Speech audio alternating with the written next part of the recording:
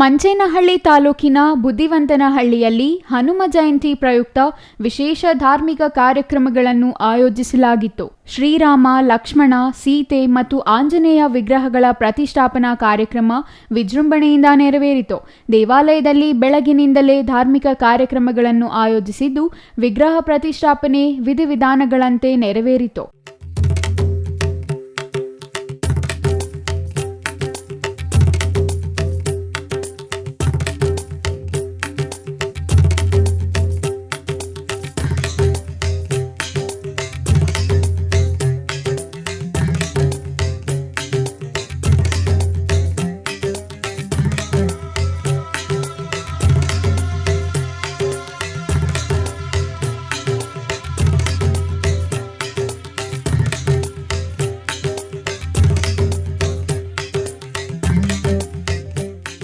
ಇಂದು ಮುಂಜಾನೆಯೇ ರಾಮತಾರಕ ಹೋಮ, ಶ್ರೀ ಸೀತಾರಾಮ ಹಾಗೂ ವಿಗ್ರಹಗಳ ಚರ ಪ್ರತಿಷ್ಠಾಪನಾ ಕಾರ್ಯಕ್ರಮ ನೆರವೇರಿತು. ಅಲ್ಲದೆ 48 ದಿನಗಳ ಅಯ್ಯಪ್ಪ ಸ್ವಾಮಿ ಸಹಸ್ರ ಅಭಿಷೇಕವನ್ನು ನೆರವೇರಿಸಲಾಯಿತು.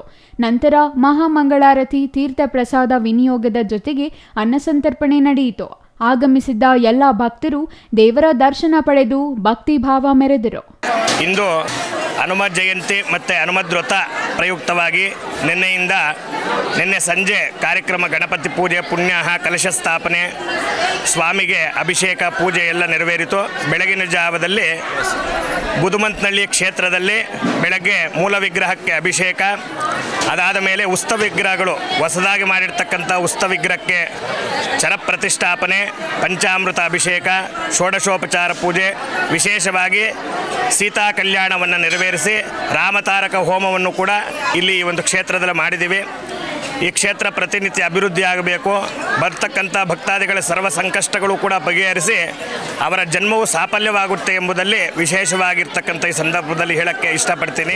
ತುಂಬ ಅಚ್ಚುಕಟ್ಟಾಗಿ 2 ದಿನಗಳ ಕಾರ್ಯಕ್ರಮ, ಶ್ರೀ ಸೀತಾರಾಮ ಕಲ್ಯಾಣೋತ್ಸವ ಮತ್ತು ಶ್ರೀ ಹನುಮ ಜಯಂತಿ ಕಾರ್ಯಕ್ರಮ ಬುದ್ಧಿವಂತನಹಳ್ಳಿ ಗ್ರಾಮಸ್ಥರು ಹಾಗೂ ಚಿಕ್ಕಬಳ್ಳಾಪುರ ಜನತೆ ಎಲ್ಲರೂ ಕೂಡ ತುಂಬ ಅದ್ದೂರಿಯಾಗಿ ನಡೆದಿದ್ದಾರೆ. ಈ ಆಂಜನೇಯ ಸ್ವಾಮಿ ಕೃಪೆ ಎಲ್ಲರಿಗೂ ಒಳ್ಳೆಯದಾಗಲಿ ಅಂತ ಹೇಳ್ತಾ ಈ ಹನುಮ ಜಯಂತಿಗೆ ಯಶಸ್ವಿಯಾಗಿದೆ. ಎಲ್ಲ ನಮ್ಮ ಚಿಕ್ಕಬಳ್ಳಾಪುರ ಜನತೆಗೂ ನಮ್ಮ ನಾಡಿನ ಎಲ್ಲ ಸಮಸ್ಯರಿಗೂ ಒಳ್ಳೆಯದಾಗಲಿ ಅಂತ ಹೇಳಿ ಇಲ್ಲಿ ರಾಮ ಲಕ್ಷ್ಮಣ ಕಲ್ಯಾಣೋತ್ಸವ ಮಾಡ್ತಾ ಇದ್ದೀವಿ. ಇಲ್ಲಿ ಹನುಮ ಜಯಂತಿ ನಡೆಸ್ತಾ ಇದ್ದೀವಿ. ವರ್ಷ ಇದೇ ಥರ ನಡೀತೆ. ಈ ವರ್ಷ ಇನ್ನೂ ಜಾಸ್ತಿ ಜನ ಬರ್ತಾವ್ರೆ. ಇನ್ನೂ ಚೆನ್ನಾಗಿ ಮಾಡಬೇಕಂತ ವರ್ಷ ಇದೇ ಥರ ಇನ್ನೂ ಮುಂದಿನ ಜಾಸ್ತಿ ಜನ ಭಾಗವಹಿಸ್ಬೇಕಂತ ಕೋರ್ತಾ ಇದ್ದೀವಿ. Shashikiran, CTV news, Manchenahalli.